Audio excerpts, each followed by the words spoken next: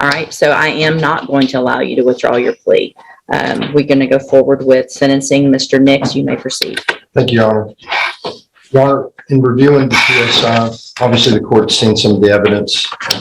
It's not good evidence, but the one thing that I think needs to go in Mr. McGee's favor, obviously, is that he did take responsibility. He did plead. Obviously, he's gotten some bad legal information in the jail since we were last here in court. But that shouldn't change the fact that Mr. McGee has had no criminal history other than some traffic citations and a few failures to appear on those traffic citations before this.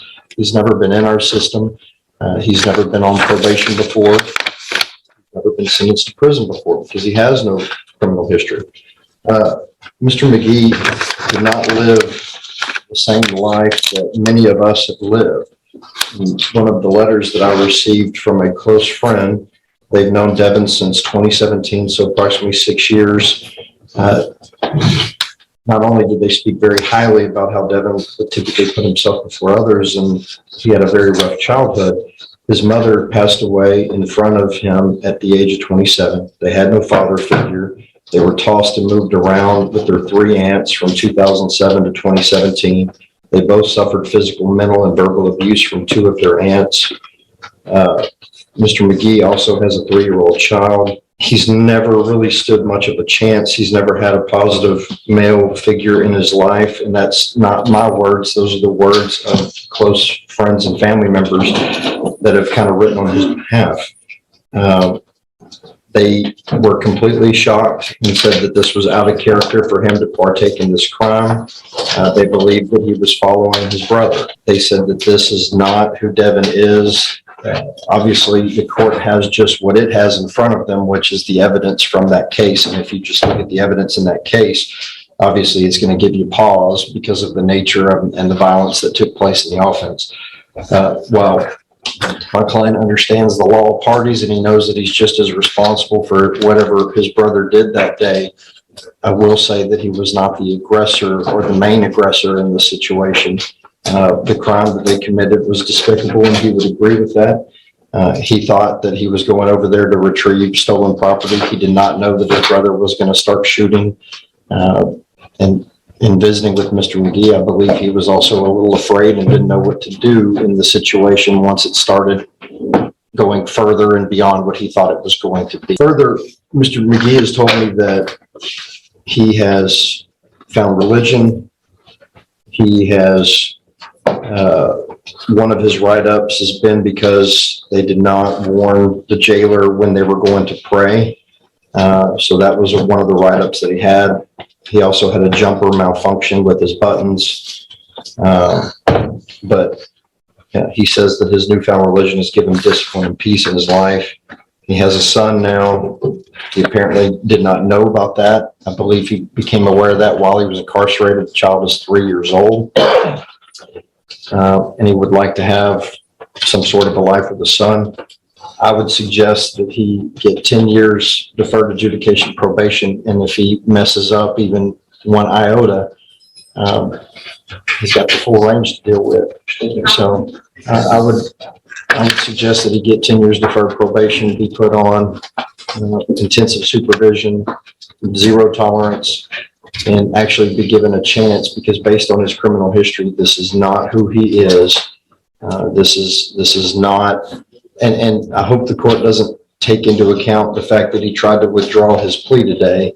I think he got some bad information. No, I'm not worried about that. Yeah, he got some bad information in the jail, but he is eligible for probation. I would ask that he get probation, and I'd give Mr. McGee a chance to address the court and explain why he should get probation. First and foremost, I would like to apologize to the victim in my case. I didn't know, like my lawyer said, I didn't know that my brother was going to go over and sue him. He told me. Hang on a second, Devon. Just stop. All right. Y'all went over there with a gun. Hang on. I've watched the video, and you were the one who egged your brother on the entire time. I'm not even sure that your brother would have done what he did had you not been there, just in his face. Do it, do it, do it. I've seen it. Hang on. I've seen it. There's probably nothing you can say right now that's going to help anything, because all you're doing is trying to not take responsibility instead of taking responsibility. Ms. Malfino? Thank you, Judge. You just took the words right out of my mouth. Sorry. For having no criminal history, we saw him go from 0 to 100 in a matter of 2 hours. On behalf of the Jones family, we appreciate the court taking the time when we addressed Tevin's case to carefully consider all of that evidence. This is a unique situation where I don't even feel like I need to argue the PSI. You have everything in front of you. I know you recall it. I know you remember it. I know you know the violence there, and he was responsible for those actions. He needs to be held responsible. I appreciate Mr. Nick's argument. I respect him immensely as a professional. He's just doing his job. The words probation are just absolutely ludicrous for this case. I think Jason said it best when he told you this is not a gift to Devon. This is a gift to them, to let this be over, to stop the nightmare. They deserve to have some peace from this. Your brother's gone for the rest of his life. You better be glad that your exposure is 30 years, and that's not a gift to you. That's by the graciousness of this family. Judge, on their behalf, I would respectfully ask 30 years with them for finding the Devon. Can I present the 2 letters? So, I mean, I appreciate Mr. Nick's argument. I appreciate these letters. The problem with these letters is I don't know. I wish if they hadn't seen that the people who are saying what a good person you are and how much remorse you supposedly have, and that you've taken responsibility, saw the video of what happened that night. There's not a whole lot of times here in court that with cases, we have the opportunity to have pretty much every single part of an offense on video, right? And that makes this unique. It's unfortunate probably in some cases that we don't, because probably other people who've done similar things get maybe some breaks that they shouldn't, because we don't have all of that. What you and your brother put that family through that night is the stuff, and I think I've said this before, the family's probably heard me, I know, tell your brother this. This is the stuff out of a movie. This is what makes people have nightmares at night. And you instigated it. You walked with your brother with that assault gun, however far y'all had to walk, knowing you weren't just going to get property holding a gun. Well, you can object whatever you want, but I know what I saw.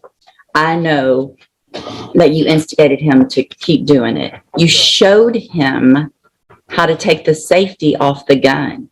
I remember all of that. So at this time, I'm going to find that you entered your plea of guilty freely and voluntarily.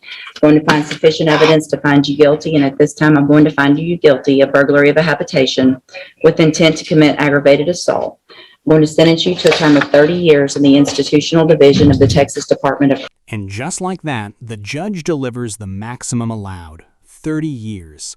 A case that started with claims of following along ended with the court seeing something very different: encouragement, escalation, and accountability. What do you think? Fair sentence or too harsh? Let me know below.